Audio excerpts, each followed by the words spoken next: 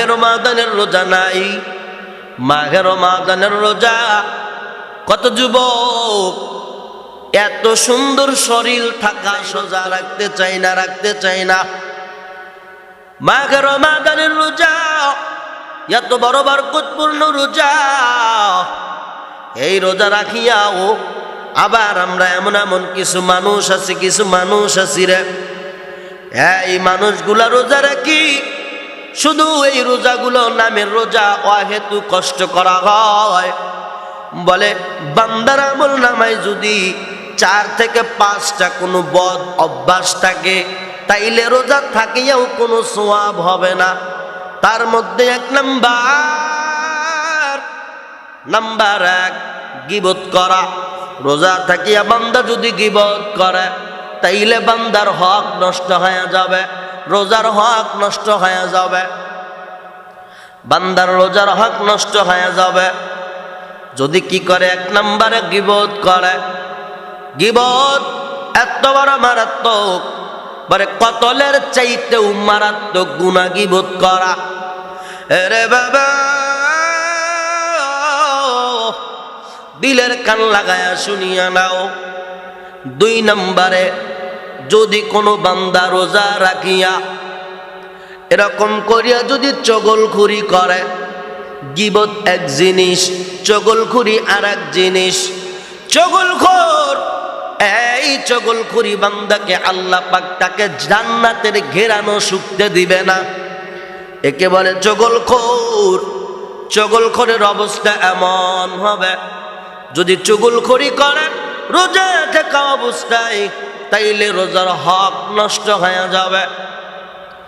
3 নম্বর বলে বান্দা যদি রোজা রাখিয়া মিথ্যা বলে, মিথ্যা মিথ্যা যদি বলে, মিথ্যা বললে বান্দার এরকম রোজার হক থেকে হক নষ্ট হয়ে যাবে। জবানের হেফাজত করা লাগবে। ইয়া আইয়ুহাল্লাযীনা আমানু, আল্লাহ বলেন হে ঈমানদারেরা, তোমরা কি করো? সাদিকিন হও, সত্যবাদী হও, তোমরা সত্য বলো। বলে আল্লাহ বলেন বান্দারা তোমার জবানটারে তুমি হেফাজত করো। আল্লাহ বলেন বান্দা জবান হেফাজত করো। এই জবান যদি হেফাজত না হয়, তাহলে আমি আপনার অবস্থা ভয়াবহ হবে।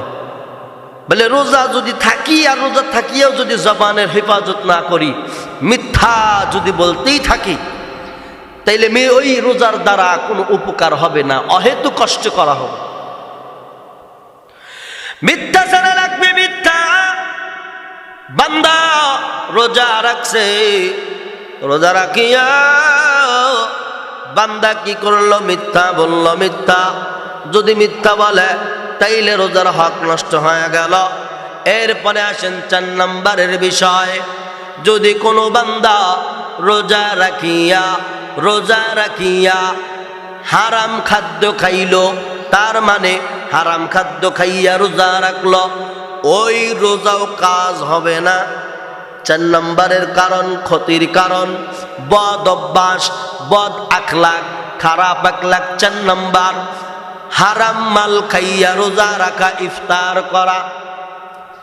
সুদের টাকায় যদি বান্দা পোলা মাংস বিরিয়ানি খাইয়া রোজাও রাখো, সেহরি খাইলা, কিন্তু তোমার সুদের টাকা, ঘুষের টাকা, একেবারে নাপাকি টাকা দিয়ে যদি তুমি খাবার খাও আর যদি রোজা রাখো, আমার আল্লাহ বলেন, নবী বলেন, ওই বান্দার রোজা হবে না, রোজার হক আদায় হবে না। তাইলে 4 নাম্বার বদ অভ্যাস বাদ দেওয়া লাগবে। আমি আপনাকে হারাম টাকা দিয়ে ক্রয় করা খাদ্য আদি আমাদেরকে খাওয়া যাবে না।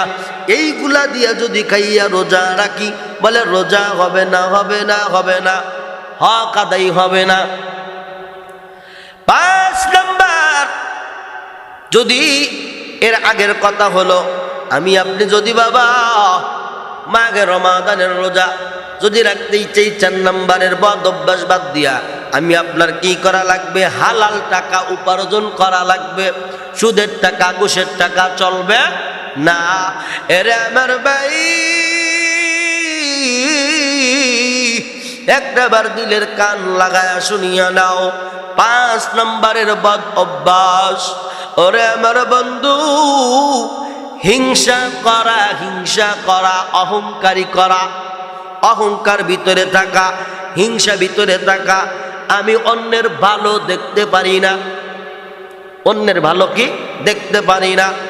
অন্য ভালো চলে, অন্য ভালো খায়, অন্য ভালো পড়ে, এটা আমি সহ্য করি না।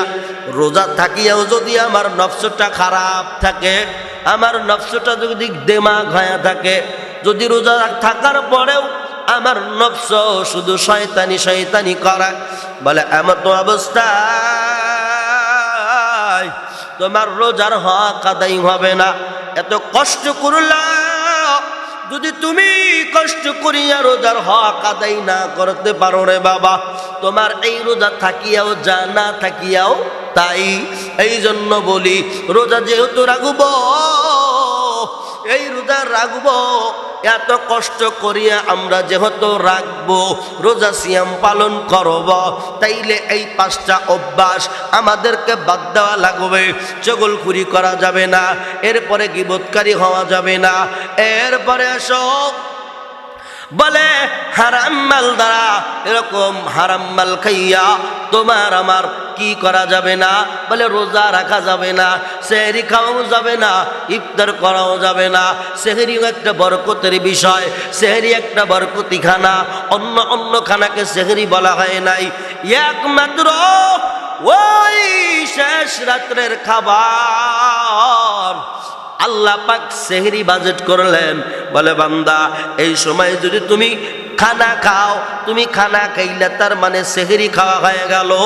আর যদি সেহরি খাও, সেহরির মধ্যে আমি আল্লাহ বরকত দিয়ে দিছি, বরকত পাওয়া যাইবা। ইফতার করো ও বান্দা, ইফতার এত বড় বরকতের খাবার, বরকতের বিষয়, যে ইফতারের সময় আমি বান্দার সকল দোয়া ইবাদত আমি কবুল করি। বান্দা যদি ইফতারের মুহূর্তে আমারে বলে আল্লাহ তুমি আমারে মাফ কইরা দাও, বান্দা শোনো, ফেরেশতারা দেখো, আমার বান্দা আমার কাছে মাফ চাইছে, আমি আল্লাহ আমার বান্দারে মাফ কইরা দিলাম। সুবহানাল্লাহ। এরে আমার ভাই,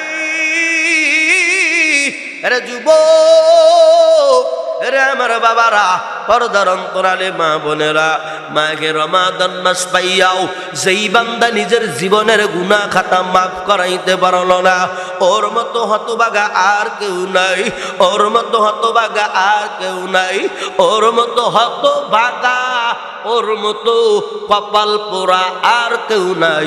মাঘে রমাদান মাস পাইয়াও যদি বান্দা কি করে না, ইবাদত করে না, আমল করে না, ওরে আমার বাবারা, দিলের কান লাগায়া শুনিয়া নাও। আল্লাহ পাক এই মাঘে রমাদানের 30টা রোজা কেন দিলেন? কেন 20 দিন দিলেন না? মাঘে রমাদানের রোজা কেন 10 দিন দিলেন না, 5 দিন দিলেন না, 12 দিন কেন দিলেন না, 1 মাস কেন দিলেন? একটা প্রশ্ন আছে না নাই বাবাজিরা? হ্যাঁ, অবশ্যই আছে।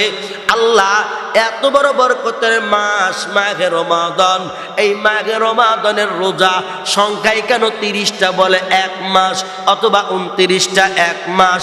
কেন 1 মাস হইল? আল্লাহর বান্দা, এই প্রশ্নের উত্তরে মুফাসসিরিনে কেরাম লেখেন, মুহাদ্দিসিনে কেরাম লেখেন, ওই হাদিসের রেফারেন্সে বোঝা যায় আল্লাহ পাক আমাদের বাবা আদমকে রোজা ছিল, বাবা আদমের রোজা ছিল গন্ধম ফল না খাওয়া। কি ছিল?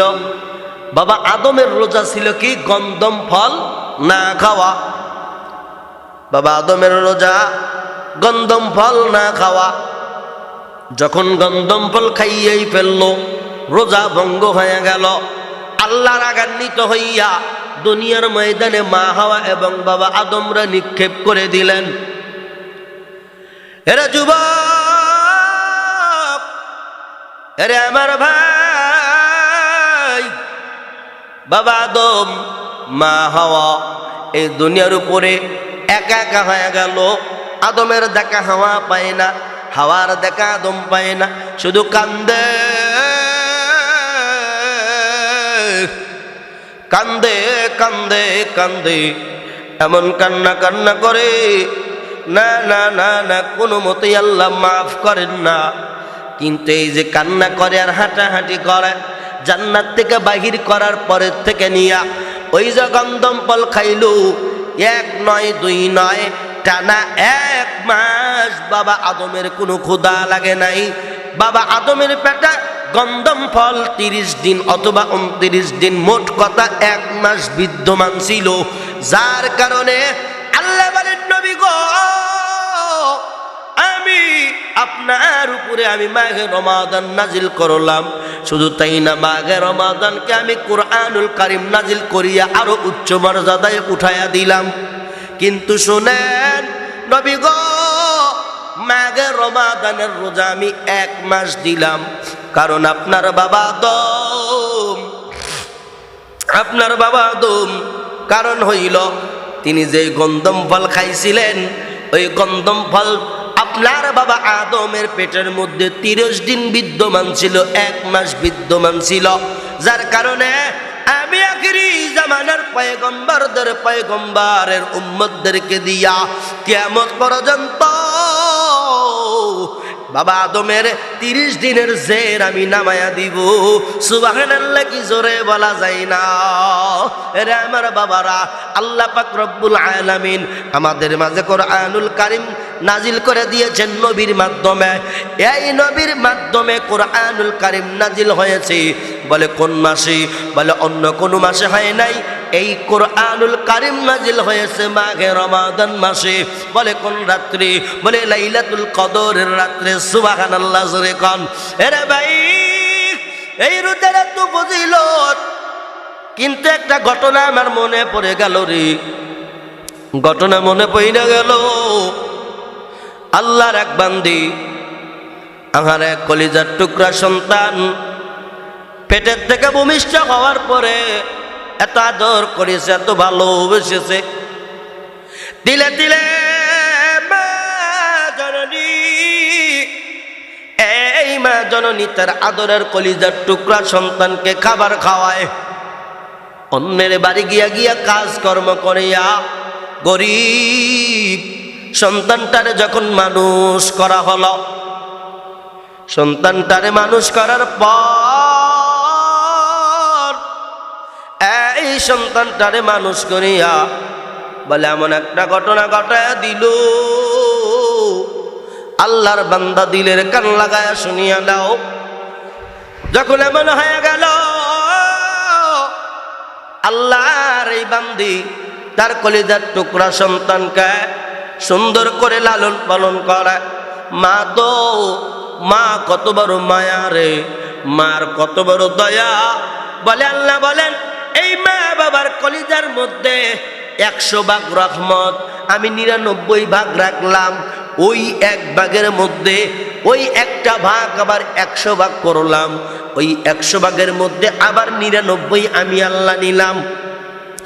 আর ওই 1 ভাগ সামান্যতম, এই ভাগ রহমত, এত এইটুকু দয়া আমি দুনিয়ার মা বাবার বুকে আমি দান করে দিলাম। যার কারণে কিঞ্চিত পরিমাণ দয়া মা বাবার কলিজায় দেওয়ার কারণে সন্তান কত আঘাত করে, মা মনে রাখতে পারে না, বাবা মনে রাখতে পারে না। সন্তান কত ওয়াহিদু টাকা পয়সা কত জায়গায় কত নষ্ট করে করে বেড়ায়। মা বাবা রাগ করিয়া থাকার পরও আর রাগ করে দেখতে পারে না। আরে আমার ভাই রে, দিলের কান লাগায়া শুনিয়া নাও। ও আমার বাবারা, এই আল্লাহর বান্দি বাচ্চাটারে মানুষ করতে করতে করতে করতে 8-10 বছর হয়ে গেল। আরে বাবা গরিব, এই গরিব বাবা তার সন্তানটারে সুন্দর করিয়া ধীরে ধীরে লেখাপড়া করাইতেছে, কিন্তু বাবার শরীরে কোনো ভালো কাপড় নাই, মার শরীরের মধ্যে ভালো পোশাক নাই, বাবার শরীরে পোশাক নাই। মা কোনো রাত্রিতে খাইয়াও ঘুমায়, আবার কোনো রাত্রিতে না খাইয়া ঘুমায়। আব্বা কোনো রাত্রিতে খাইয়া ঘুমায়, আবার কোনো রাত্রিতে না খাইয়া ঘুমায়। মা বাবা কত কষ্ট করে আদর করে সন্তানটারে লালন পালন করলো। মাঘে রমাদানের রোজার সম্পর্কে আমি একটা ঘটনা বলতে চাই। বাবা শোনো, রোজা যে কত বড় প্রিয় আমার মালিকের কাছে জানো না রে যুবক, জানো না, জানো না। মাঘে রমাদান ফরজ রোজা, নফল রোজার একটা আমি ওয়াকিয়া ঘটনা শুনাই দিতে চাই। মা বাবা আদর করে, মা সন্তানটারে লালন পালন করলো। এবার ওই সন্তানটা ধীরে ধীরে বড় হইতে লাগলো। বাজান প্রাথমিক বিদ্যালয়ে ভর্তি করে দিলেন, সেখানে লেখাপড়া শেষ করলো। এরপরে মধ্যম মাধ্যমিক বিদ্যালয়, এরপরে বাবা হাই স্কুল বলেন, কলেজ বলেন, যত যাই বলেন না কেন, মোটামুটি শিক্ষিত করিয়া সন্তানটারে মানুষের মতো মানুষ বানাইলেন। মানুষ বানানোর পরে মা গরিব, বাবা গরিব। গরিব মা বাবা সন্তানটারে লেখাপড়া করাইতে গিয়া বাড়ি গাড়ি বাড়াইতে পারে নাই, জমি জমা কিনতে পারে নাই। আল্লাহর বান্দা দিলের কান লাগায়া শোনো রে, হয়তো গরিব, যার কারণে দরিদ্রতা এরকম করিয়া দরিদ্রতা ফুরাইতে পারে নাই, দরিদ্রতা লেগেই আছে। একমাত্র কারণ কলিজার টুকরা সন্তানটারে লেখাপড়া করাইতেছে। লেখাপড়া, খানা নাই রে, মা খানা খায় না, আব্বাও খানা নাই। একবেলা খাইছে তো খাইছে, না খাইছে তো নাই, কোনো টেনশন নাই। চিন্তা লক্ষ্য একটা, তার সন্তানকে তারা মানুষ করবে। প্রত্যেক দুনিয়ার প্রত্যেক মা বাবার অন্তরে কথাই থাকে। কিন্তু আমরা পরিস্থিতির শিকারের কারণে এক একজন এক এক রকম হয়ে যায়। সর্বাবস্থায় দোয়া করি আল্লাহ পাক যেন আমাদের সবাইকে মা বাবার সাথেই মোহাব্বত একিন রাখিয়া যেন দুনিয়ার থেকে বিদায় নেওয়ার তৌফিক দান করেন, বলেন আমিন। আরে আমার ভাই, এইবার সন্তান বড় হয়ে গেছে, কিন্তু বাবা এইবার ছেলেটা মারে ডাক দেখায়, আম্মা জান তুমি আমার কত কষ্ট করি আমারে লালন পালন করো না, লেখাপড়া করাইলা। ওরে আমার মা, আমি দেখছি তুমি আমারে ভালো পোশাক বানাইতে গিয়া মারে, তুমি জীবনে কোনোদিন নতুন পোশাক পরতে পারো নাই। ও আমার আম্মা জান, ঈদের দিনে তুমি আমারে নতুন নতুন পোশাক আদি কিনে দিয়েছ। আমার বাবা নতুন নতুন পোশাক আমারে কিনে দিয়েছে। আমি নতুন পোশাক গায়ে লাগাইয়া ঈদগাহে যাইতাম মারে, কিন্তু ঈদের দিন আমি তাকায় তাইকে দেখছি বাবার গায়ে ভালো পোশাক নাই। আমার বাবার গায়ের মধ্যে পুরাতন একটা জামা আর মাথার মধ্যে একটা গামছা। কত মানুষ বাবা আর বন্ধুরা, ছেলেটা মারে ডাক দিয়ে কয়, আম্মা জান আমি দেখছি আমার আব্বার বন্ধুরা ঈদের দিনে কত সুন্দর সুন্দর পোশাক লাগাইয়া ঈদগাহে নামাজ পড়ার জন্য যায়। ওরে আমার মা, আমি দেখছি তোমার সঙ্গে থাকাও কত মহিলারা নতুন নতুন কাপড় পরিয়া নতুন নতুন পোশাক পরিয়া তোমার বাড়িতে আসছে। আমি তখনও দেখছি রে, ও মা তোমার শরীরে নতুন কোনো পোশাক নাই। ঈদের আনন্দ আমাকে তোমরা দিয়ে দিতা, আমার আনন্দের কাছে তোমাদের আনন্দ হেরে যেত। তোমরা দুঃখ পাইয়াও কোনোদিন দুরান। আমি তোমাদেরকে বলি, আমি বড় হয়ে গেছি রে, ও মা ও বাবা, আমি বড় হয়ে গেছি, তোমরা আমারে মানুষ করতে গিয়া মানুষের দ্বারে দ্বারে কাজকর্ম করেছ, মানুষের ঈদ ছিল, তোমাদের ঈদ ছিল না, আমি দেখেছি। ও আমার মা রে, তুমি আমার গর্ভধারিণী মা, তুমি কত কষ্ট করিয়া জন্ম কাটাইলা আম্মা জান। আরে অন্য অন্য মানুষের আনন্দ ছিল, তোমাদের আনন্দ ছিল না। একমাত্র তোমরা টার্গেট করতা আমারে। আমারে আমি লেখাপড়া করলাম, আমি এবার একটু কি করব, একটু টাকা পয়সা কামাই করতে চাই। আব্বাই বলে কিভাবে কামাইবি? বলে বাবা রে, আমি যাব, আমি বিদেশ বাড়ি গিয়ে আমি লক্ষ লক্ষ টাকা কামাবো। আম্মা জান, ও আমার মা, আমি যদি যাই আম্মা বিদেশের বাড়ি গিয়া আমি কামাই কাজি করব, আমি এরকম করিয়া ওখানে আমি কার্যক্রম চালাবো, টাকা পয়সা ইনকাম করব। মারে ও মা, তুমি আমারে বিদায় দিয়া দাও, অনুমতি দিয়া দাও। মা বুকের সঙ্গে একলায়া ধরে কয়ে, বেটা রে, আমি তোরে তিলে তিলে মানুষ করছি, অন্যের বাড়ি কাজ করেছি, আমি মায়ের মাথার উপর দিয়া রোদ বৃষ্টি ঝড় তুফান বাইয়া গেছে, আমি তো তোরে কোনোদিন সাইরে কোথাও যাই নাই, তোরে তো কোথাও আমি পাঠাই নাই। না না রে, আমি মা তোরে যাইতে দিব না। এখন আমাদের শেষ বয়স এসে গেছে আব্বা, ও বেটা তুমি যাইও না, বিদেশ বাড়ি আমার লাগবে না, দেশে যাই পারো তাই করো। সন্তান বলে মা রে, আমি পারবো না, এই দেশের বাড়ি থেকে কাজকর্ম হয় না, আমি দেখি আল্লাহ ভাগ্যের চাকা ঘুরাই কিনা। এই কথা জুড়িয়া মা কান্দে, বাবা কান্দে, মা কান্দে, আব্বা কান্দে। ও সন্তান, কি বলো, তুমি বিদেশ বাড়ি যাইবা কেন? আমরা তোমাকে যাইতে দিব না। ও বেটা, না না, তোরে যাইতে দিব না। সন্তান ডাক দিয়া কয়, মা মাত্র কয়েক বছরের তো ব্যাপার, 2-4 বছর যদি থাকে টাকা পয়সা করা লাগবে, বাড়ি গাড়ি বানান লাগবে রে আম্মা। আম্মারে আমারে বিদায় দিয়ে দাও।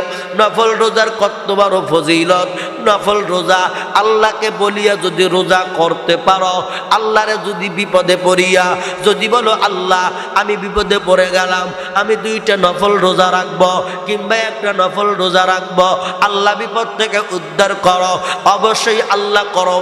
রোজার কত বড় পাওয়ার, নফল রোজারও কত বড় পাওয়ার, এই দিকে আবার ফরজ রোজা, এর তো পাওয়ারের কোনো দিশাই নেই। কথা কন, কথা ঠিক কি না? আরে যুবক কলিজার ভাই, এইবার মা জননী ডাক দিয়া বলে, ও সন্তান, আব্বারে যাইও না রে আব্বা, যাইও না।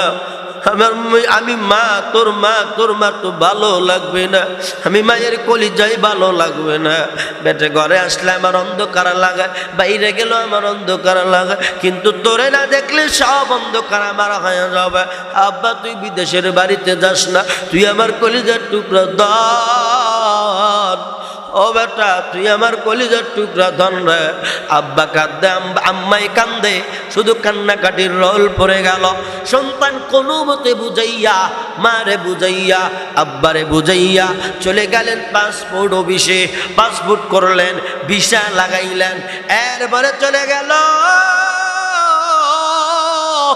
মালয়েশিয়া প্রবাসী হয়ে গেল, মালয়েশিয়ার জমিনে।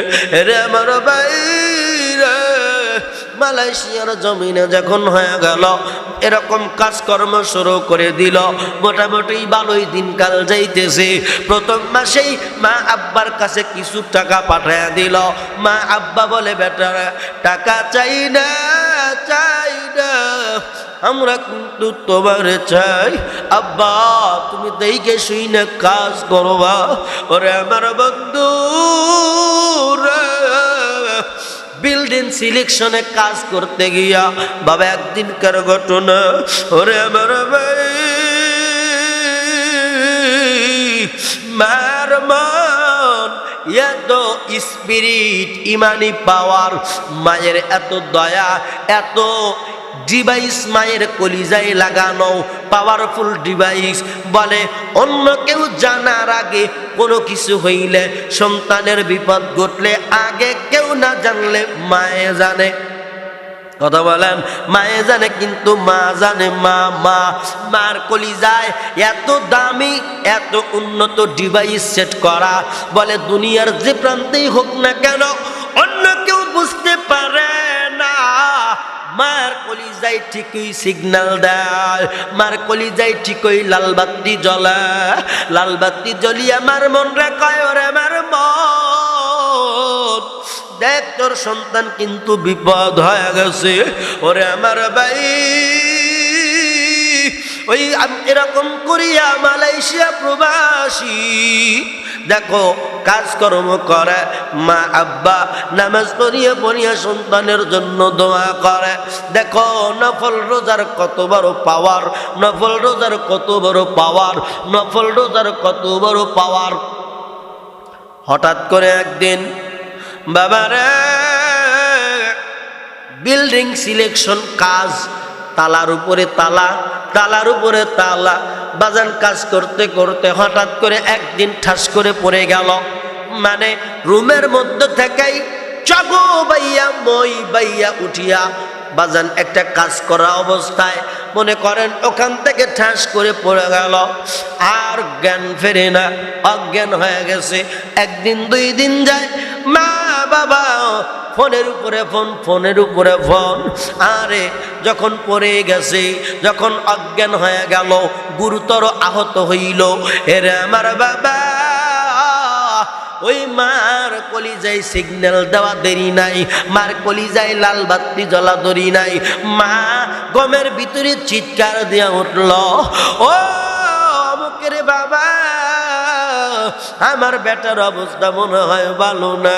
বাবা এটা দেখায়, বিবি রাত্রে কি তুই ঘুমাবি না? আমারও শান্তি মতো ঘুমাইতে দিবি না? ঘুমা না, না কিছুই হয় নাই। দুনিয়াতে যদি কারো ছেলে মারা যায়, পশু পঙ্খী না জানিতে জানে আগে মা। ওরে আমার বাবা, যখন পরে 2 দিন 3 দিন অজ্ঞান হয়ে গেল, ওই বন্ধু বান্ধবেরা ফোন দিয়া বলে, ও আমাকে আম্মা জান, আপনার সন্তান এরকম করিয়া বিল্ডিং এর দেওয়াল থেকে পড়ে গিয়া আঘাত পাইছে, মরে নাই, মরে নাই, মরে নাই, এখনো জীবিত, তবে লাইফ সাপোর্টে আছে, অজ্ঞান হয়ে আছে। 2 দিন 3 দিন হয়ে গেল, জ্ঞান ফেরে না। ওই সময় ওই দুঃখিনী মা, দরদি মা, মায়ের বান্দা দরদি মা রে কান্দে আর আল্লাহর কাছে দোয়া করে, ও আমার আল্লাহ,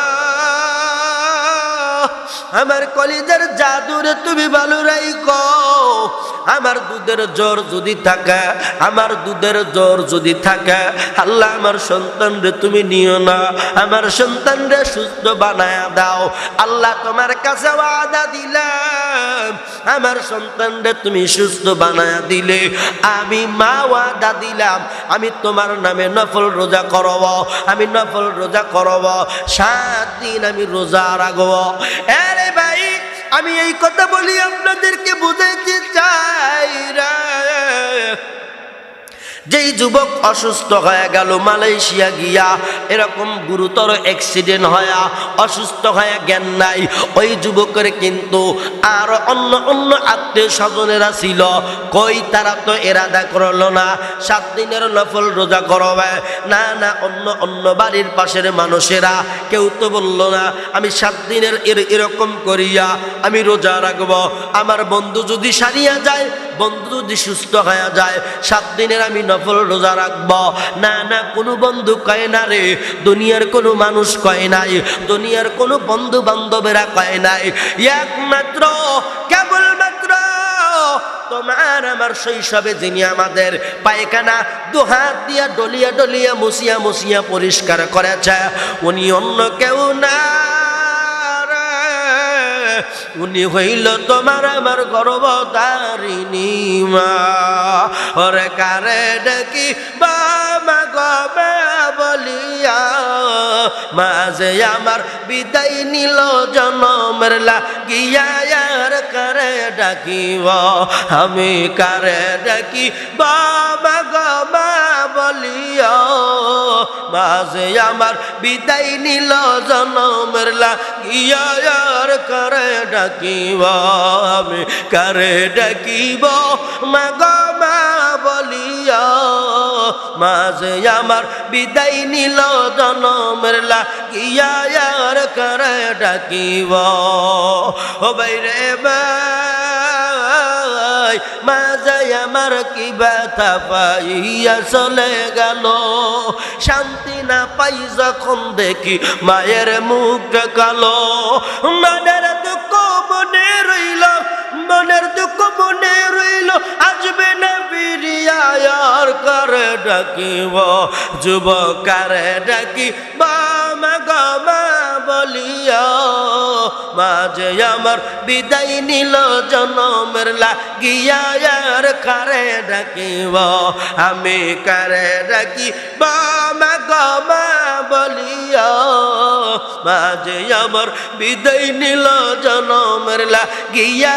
আর কারে ডাকিব চিৎকার মেরে কি মারহাবা বলা যায় না। আরে আমার ভাই, ওই মা বলে আমার আল্লাহ রে, বাবা এরকম গলার সঙ্গে এরকম কাপড়ের আসল পেছাইয়া আল্লাহর কাছে ভিক্ষা চাই। আল্লাহ রে, আমার কলিজার টুকরা সন্তান তোমার কাছে ভিক্ষা চাই। ওই জায়গায় আমি নাই, আমার সন্তানের আব্বা ওই জায়গায় নাই, আমার সন্তানটা ইয়েতিমের মতো আছে রে আল্লাহ। আমি মা তোমার কাছে ওয়াদা করলাম, আমি 7টা দিন তোমার নামে আমি রোজা করে দিব, আমার বেটারে তুমি সুস্থ বানায়া দাও। আরে আমার মা বোনেরা দিলের কান লাগায় শোনো, বেটা বিটির রাগের মাথায় অভিশাপ দেওয়া লাগে না, বদদোয়া দেওয়া লাগে না।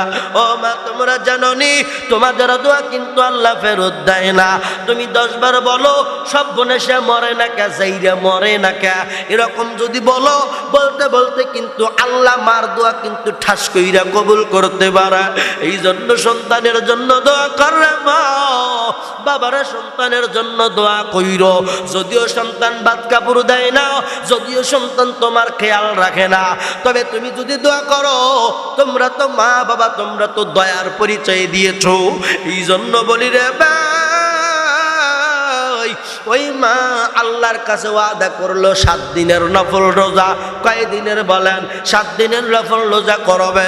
1 রাত যাওয়ার পরে তার ওই আম্মাজান শুনতে পাইলেন রিপোর্ট আসছে, সন্তান ভালো হয়ে যাবে রে, আর অল্প কয়েকদিনের মধ্যে সুস্থ হবে, আর কোনো ঝুঁকি নাই, আর কোনো রিস্ক নাই, আর কোনো মারাত্মক আশঙ্কা নাই, আল্লাহর রহমতে ভালো হয়ে যাবে। ওই মালয়েশিয়া ওই প্রবাসী যুবক তার বন্ধু বান্ধবেরা আম্মা জানের কাছে কল করে কয়, ওরে অমুকের আম্মা, আর কোনো টেনশন করিয়েন না, আপনার সন্তান মোটামুটি ভালো হবে, ইনশাল্লাহ অনেক সুস্থ হয়ে গেছে। আম্মা জান পরের দিন বাবা শেষ রাত্রিতে উঠিয়া সেহরি খাইলেন, এরপরে আবার রোজা রাখলেন। করতে করতে সেহরি খাইয়া রোজা রাখতে রাখতে রাখতে রাখতে 7 দিন মা জননী আল্লাহর কাছে দেওয়া ওয়াদা পূরণ করলো। এরপরে 7 দিনের মাথায় সন্তান ভালো হয়ে গেল। মারে কয়, মা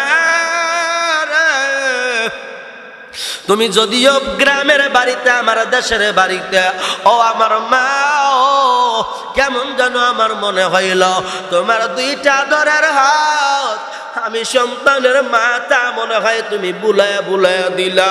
আরে আমার ভাই দেখো, একটা নফল রোজার যদি পাওয়ার রকম হতে পারে আল্লাহ যদি কবুল করিয়া সন্তানকে যদি সারাইয়া দেয়, সুস্থতা যদি দান করে দেয়।